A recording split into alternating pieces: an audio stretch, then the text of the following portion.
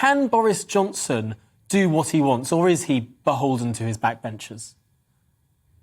Boris Johnson hasn't been able to do what he wants for a while. You only need to look at the government's track record on big controversial ideas. Planning reform, I think, would probably be the moment that we put paid to the idea that Boris Johnson was a commanding figure whose majority was beholden to him. But his position has certainly got weaker.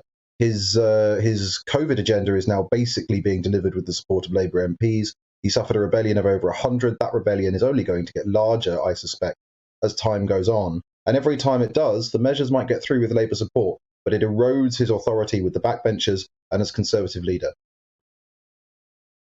Some of Boris Johnson's critics like to paint him as someone who is weak, who doesn't have the moral authority to lead.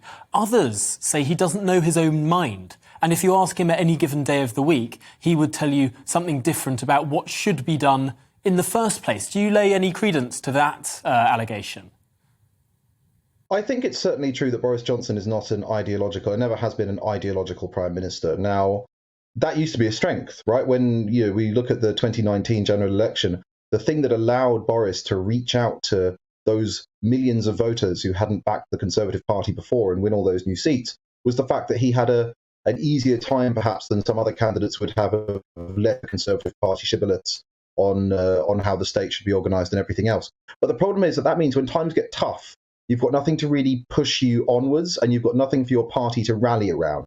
If we contrast Boris with, that Tory figure, Margaret Thatcher, even when Margaret Thatcher was very unpopular, her cabinet and a substantial chunk of her MPs, they were prepared to put up with it because they thought they were doing something important, and it was obvious why they were making the sacrifices they were making. The problem Boris has is that once he's behind in the polls, Tory MPs are left going, why are we putting up with this? What's this for? They don't really know what levelling up means because Boris never fleshed it out. There's no ambitious reform agenda. Brexit is basically done. So the question is, to what are they going to be loyal if he doesn't look like a winner? And I don't think he has a persuasive answer.